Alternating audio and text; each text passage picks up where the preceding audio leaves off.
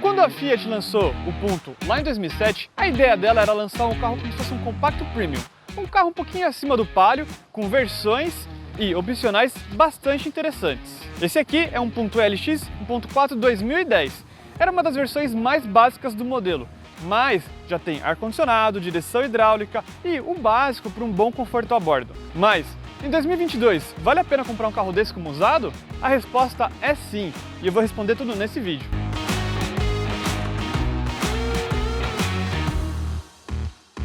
Começando aqui pelo visual do carro, realmente esse é um ponto positivo do modelo. Isso porque esse carro aqui ele foi desenhado pelo Giorgetto Giugiaro, um grande designer italiano que desenhou um dos carros mais famosos do mundo.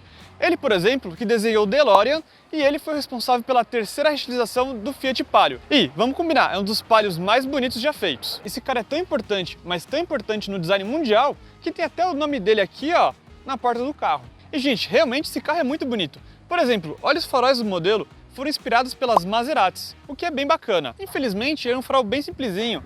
Tem apenas aqui ó, uma parábola simples de farol, que não ilumina tão bem como uma parábola dupla.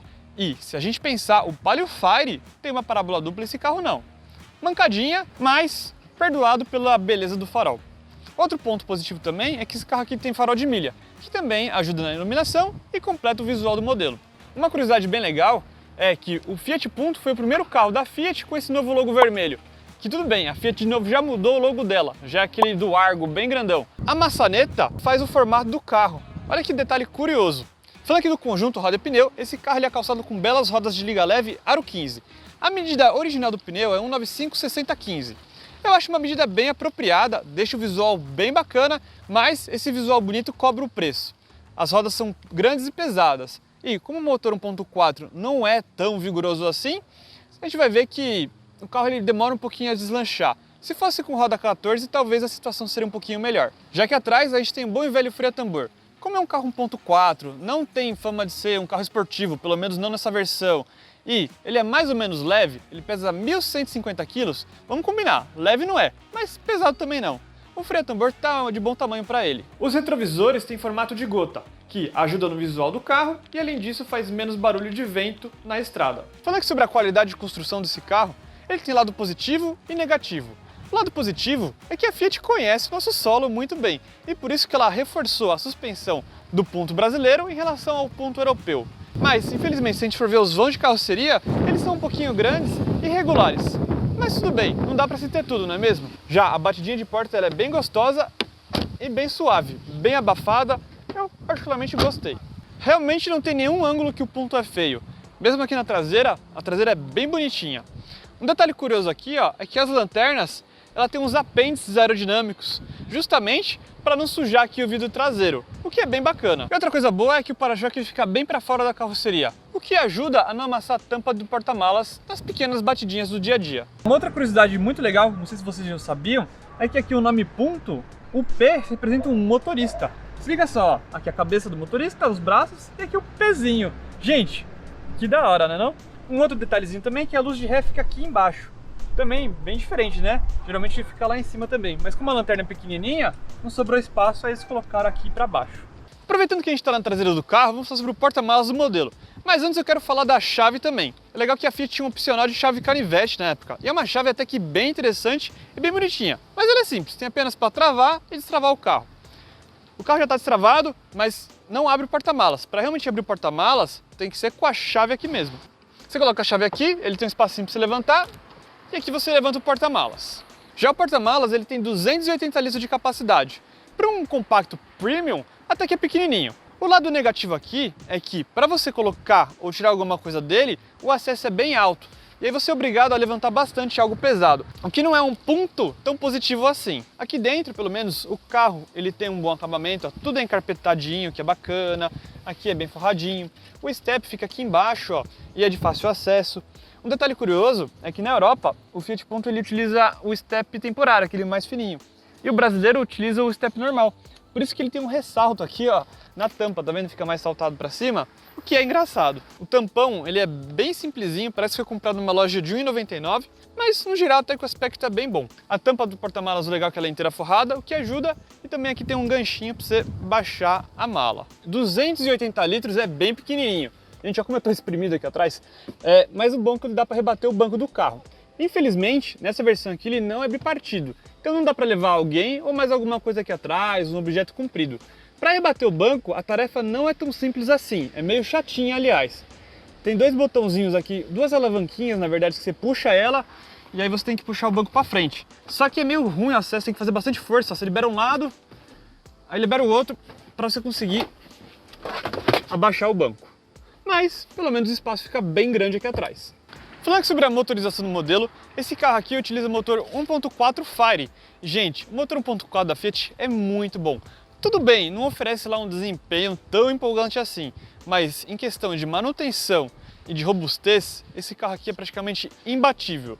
E não é à toa que ele é utilizado ainda hoje na estrada e na Fiorino, porque esse motorzinho aqui é muito robusto. Falando em números, esse motor tem 86 cavalos no álcool e 85 na gasolina. Isso a elevadíssima 5.750 RPM, que realmente é muita coisa. Já seu torque máximo é de 12,5 no álcool e 2,4 kgfm de torque na gasolina. Isso a 3.500 rotações. Se a gente vê, são números bem tímidos, mesmo para essa época aqui. Mas no geral, o motor Fire ele é excelente. Tudo bem, o carro não anda tanto, mas em compensação a manutenção dele é baixíssima. Outro ponto positivo aqui é o acabamento aqui na região do motor. O legal é que ele tem uma manta acústica de boa qualidade, o que é bem legal.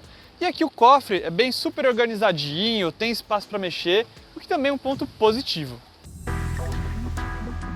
Bom pessoal, chegamos aqui no interior do Fiat Punto e realmente a Fiat caprichou no desenho desse carro, tanto do lado de fora como do lado de dentro.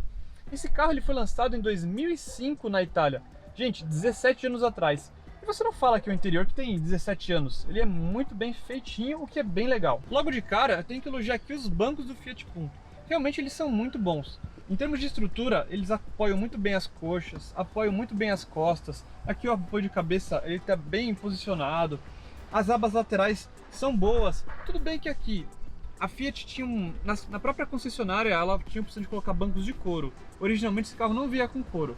Mas mesmo nesse banco de couro, onde você fica mais deslizando no banco, ele oferece até um bom apoio aqui para as curvas, o que é bem positivo. Uma outra qualidade desse carro é realmente a sua posição de dirigir. Primeiro vamos falar aqui do volante. Gente, que volante bem desenhado e olha que encaixes perfeitos. Ó, os seus dedos encaixam direitinho aqui no volante, ele tem um raio pequenininho. O legal é que em termos de ajuste, ele oferece um amplo ajuste. Você abaixa aqui a alavanquinha, ele tanto ajusta em profundidade quanto em altura. O que também é um ponto muito positivo para o modelo. Essa aqui é minha visão como primeira pessoa. Observem que assim, a visibilidade é boa, os retrovisores externos são bem grandes, o que é bem legal. O retrovisor interno também é grande, mas aí o problema é a janela traseira, que é bem pequenininha e atrapalha um pouquinho na visão. E o retrovisor do outro lado também é bom. Um ponto que eu também vou falar com o vídeo andando é que a visibilidade fica um pouquinho prejudicada por causa dessa janelinha aqui, ó. Na minha visão de motorista, ó, você quase não vê ela. E a do passageiro você vê um pouquinho. Mas tudo bem, não é um ponto que prejudica tanto assim. Vindo aqui para os detalhes de painel, a gente tem algumas funçõezinhas bem legais. Aqui é para você ligar o farol de milha, aqui é para você mexer no computador de bordo, que a gente fala já já. Aqui tem um pequeno porta-objetos que, meu, é muito pequenininho, acho que dá para levar umas moedinhas, alguma outra coisinha assim, mas tudo bem. Aqui embaixo a gente tem onde abre o capô. E mais para baixo ainda, a gente tem aqui umas alavanquinhas tanto para abrir o porta-malas, como o bocal do combustível. São esses detalhezinhos simples, mas que melhoram pra caramba aqui a vida a bordo. Falando aqui sobre o painel de instrumentos, ele é um painel bem completinho. Aqui a gente tem o velocímetro, aqui a gente tem o marcador de combustível, aqui o marcador de temperatura, aqui o mostrador de RPMs, e aqui nessa pequena telinha tem umas informações bem bacanas do computador de bordo. Antes de falar do computador de bordo, eu queria falar que assim, ó, na visão de motorista, o velocímetro ele fica muito pequenininho e se você está a 50, 40 fica meio confuso. Eu acho que podia ser um pouquinho maior, mas tudo bem, não é nada que atrapalhe assim, mas podia ser melhor. Vindo aqui para o computador de bordo, ele tem umas funçõezinhas bem bacanas. Para você acionar ele aqui, ó, você mexe aqui, ó, nesse botãozinho aqui, ó, nesse botão trip. Você vai mexendo aqui, ó, ele dá algumas informações bem legais, como consumo médio A, consumo instantâneo, também funciona somente com o carro andando, velocidade média, 26 km por hora, tempo de viagem A, distância B, aí é o tipo B, né? Consumo B, velocidade média B e por aí vai. Também tempo de viagem B e é isso aí. Aqui a gente tem a quilometragem total do carro, aqui a hora, aqui a temperatura e aqui outras informaçõezinhas pormenores. Por exemplo, esse carro está com uma luz queimada, ó. Ele avisa que está com a luz queimada, A maioria dos Fiats fazem isso, mas é bem bacana. Você aperta aqui o botãozinho menu, ó, e aí você pode colocar, por exemplo, o bip de velocidade, que é o que avisa se passa de tal velocidade, você programa. Aí os dados, você pode mudar, acertar a hora, acertar a data, ver o rádio, tipo, qual música está passando. Realmente é um computador de bordo bem completo, ainda mais se a gente pensar na época do carro. Lançado em 2007, esse aqui é um carro 2010, então parabéns para a Fiat. Aqui as alavanquinhas de seta, elas são simples. Desse lado aqui é para limpador de para-brisa, né? Então eu não vou mostrar aqui porque o carro está meio sujo, então vai riscar tudo, mas são aqui dos para-brisas. E aqui é da iluminação. Então aqui é a lanterna, farol baixo, se você quiser ligar o farol alto é para trás, ó. Você dá um pisca ou para trás tudo você liga o farol alto, que é bacana também. E, como eu já disse, o farol de milha fica ali naquele botãozinho. Aqui na porção central do painel a gente tem aqui as saidinhas de ar. Aqui embaixo a gente tem alguns botões. Nesse caso, como é a versão básica, tem bastante botão sem atribuição. Aqui é o desembaçador traseiro e aqui é o pisca-alerta, também bem posicionado. Já aqui embaixo a gente tem o rádio modelo, esse rádio aqui é original. E um defeito da Fiat de maneira geral é que os botões descascam. Isso acontece com Punto, com Fiat 500, com Palio. Meu, vem de série nos carros da Fiat. É feio, mas tudo bem, eu tenho que fazer um carro usado, né? Já aqui embaixo a gente tem aqui os comandos do ar, também super bem localizados. Aqui é para você escolher a temperatura do ar, aqui a recirculação do ar interna ou externa, né? Aqui a velocidade do vento. O legal é que esse carro aqui ele tem um ar até que bastante silencioso, só na velocidade 4 mesmo que fica grande, mas normal. Para você acionar o ar aqui você aperta essa alavanquinha e aqui é para onde o vento vai. Já aqui embaixo a gente tem um porta-trecos. Ele não é emborrachado e até que bem pequenininho, mas tudo bem. E aqui a gente tem dois porta-copos, que são dois porta-copos de café, porque eles são bem pequenininhos também. Uma coisa que eu acho que esse carro fica devendo é que, por exemplo, se a gente pegar a Ideia ou pegar até mesmo o Uno, ele tem bastante reentrâncias aqui atrás, ele tem muito porta-trecos. Esse carro aqui ele fica devendo um pouquinho de porta-trecos, mas tudo bem, isso aí é um detalhezinho até que besta. Aqui a gente tem outro porta-trecos também, mas bem rasinho, não serve para muita coisa. Aqui uma tomadinha 12 volts. Aqui o freio de estacionamento. E aqui atrás a gente também tem outro porta-café. Vindo aqui para o meio do painel, um detalhe interessante. Olha só o P do Fiat Punto aqui estilizado, bem bacana. E como esse carro não tem airbag, olha que legal, a Fiat já te deu um porta-trecos de presente. Nada melhor do que substituir segurança por um porta-trecos, não é não? Já o porta-luvas, ele é de tamanho médio, não é tão grande assim, mas ele é bem acabadinho, é legal que ele tem uma gavetinha aqui pra você colocar caneta, algum documento, o que é bacana. Já a parte de cima do painel, como eu falei, né, falta acho que elementos. O legal é que aqui no motorista tem um porta-óculos, aí sim, ó, deixa eu ver, tem até óculos aqui, ó. Aí sim, hein? O forro, ele é bem simplesinho, nossa, bem simplesinho mesmo, podia ser um pouquinho mais caprichado, mas tudo bem. Vindo pra cá a gente tem espelhinho, aqui o lugarzinho pra colocar documento que é bacana. E legal que o espelhinho fica escondido assim nessa tampinha assim, bem interessante. E no motorista também, mas aí não tem tampinha. Fazer o quê? Motorista não, no passageiro. É, no passageiro. Acho que eu tô fazendo minha estreia aqui no vídeo, né? Porque a gente falou que eu apareceria a partir de então. E eu já andei muito de Fiat. Meu pai já teve Palio, já teve Strada, já teve Ideia, já teve... Não, a sua família é Fiat pra caramba, é Fiat, né? desde sempre. E uma característica de quase todos os carros que eu reparei é que este carro é muito parecido com característica da Ideia. Por exemplo, a minha mãe teve um modelo antigo e meu pai teve um modelo mais novo. E quase todos têm esse negocinho aqui de botar o documento aqui. Então eu diria que é quase uma característica, assim, todos os Palios que eu andei, desde aquele Palio velho lá, tem esse negocinho de botar o documento. Já a qualidade da porta ela é bem simplesinha, ó.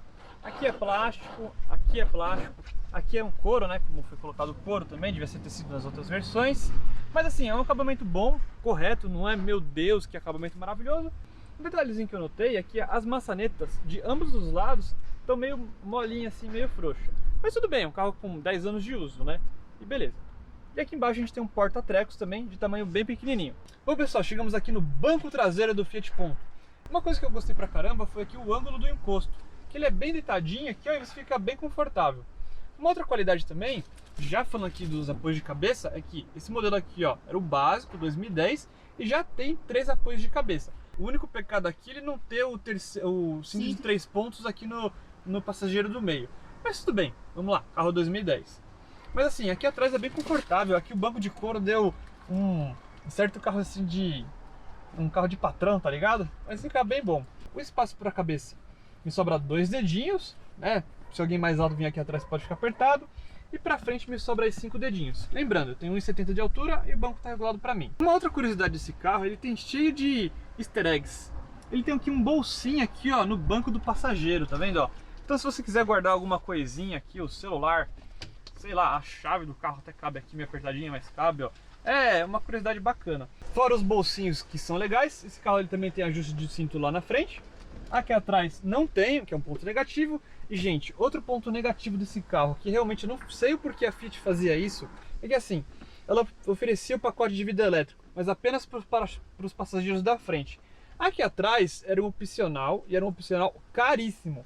E aqui então eu vou ser obrigado a fazer aqui na manivela. E, gente, eu não entendo o porquê disso. Aqui atrás, ó, o vidro ele não rebate até lá embaixo, mas tudo bem.